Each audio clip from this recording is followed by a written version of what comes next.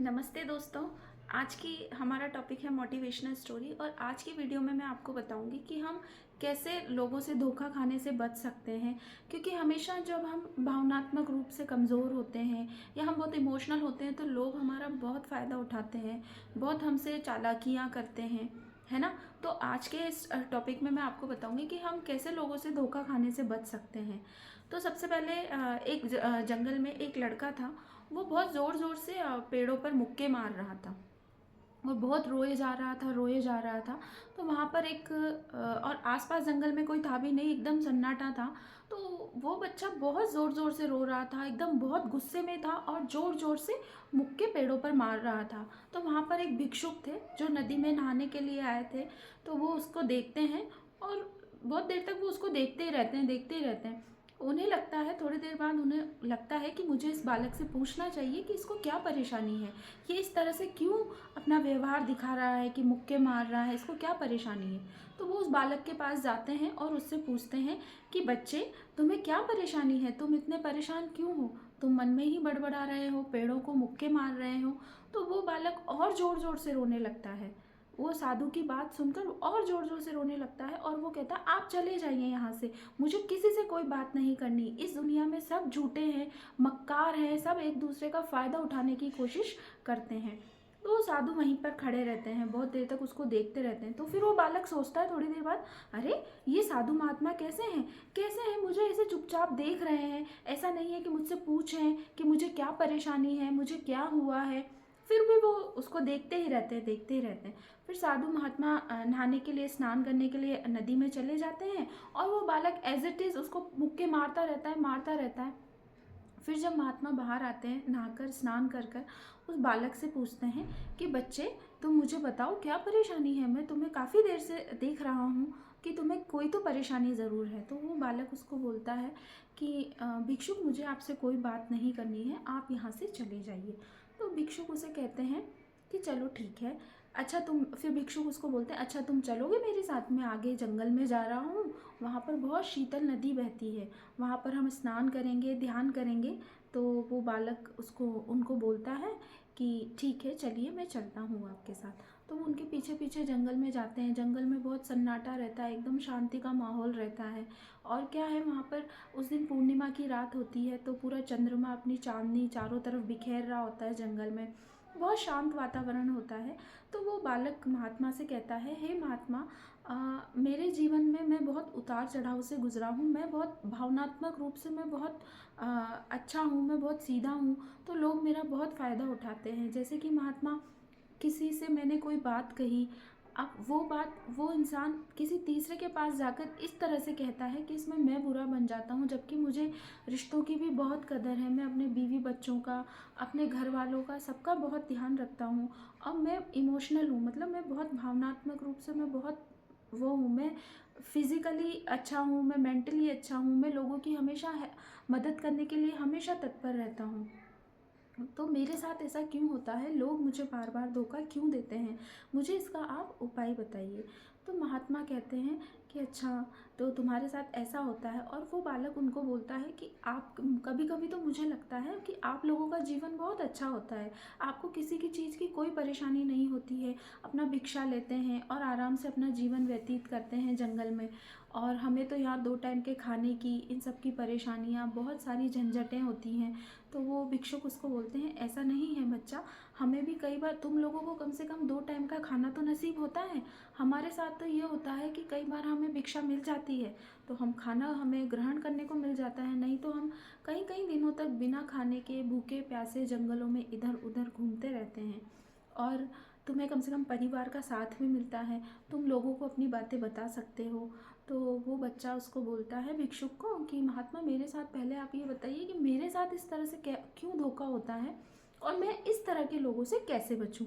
तो महात्मा उसे कहते हैं कि सबसे पहले देखो, मैं तुम्हें उदाहरण के तौर पर समझाता हूँ। जैसे कि हम किसी को पैसे उधार देते हैं, बहुत से लोग होते हैं पैसे उधार देते हैं किसी को। अब जैसे लोग भिक्षा देते हैं, गरीब लोगों को, भिखारियों को लोग भिक्षा दे देते हैं, पैसे देते हैं, तो इनसे उनके जीवन पे कोई प्रभाव नहीं पड़ता है। जो भिक्षा देता है मीन्स जो पैसे देता है।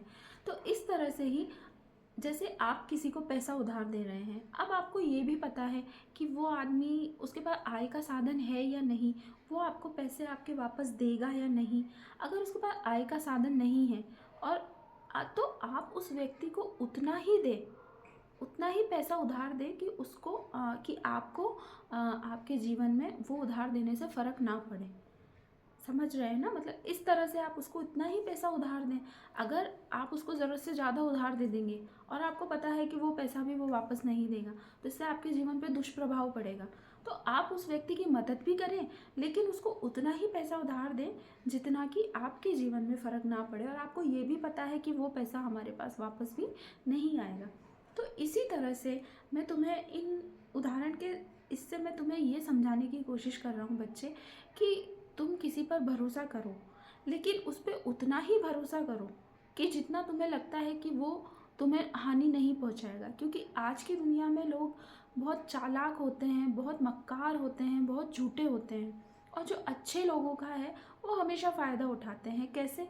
जैसे इन झूठे लोगों को ये पता होता है कि ये इंसान बहुत अच्छा है, बहुत सीधा है, और ये कभी भी अगर हम इसको किसी कार्य के लिए बोलेंगे तो ये कभी ना नहीं कहेगा। और जब तक आप आपके जीवन में ना नहीं कहेंगे, तब तक सामने वाला आपका फ़ायदा उठाता रहेगा। चाहे वो पैसे से रिलेटेड हो, आपका फिजिकली यूज़ हो, आपका मेंटली यूज़ हो, आपका धन से कोई जुड़ी समस्या है, धन से आपका वो प्रयोग करता रहेगा जब तक आप व्यक्ति को ना नहीं कहेंगे। और भरोसा, भरोसा ऐसी चीज़ है, आप उसी व्यक्ति पर भरोसा करो।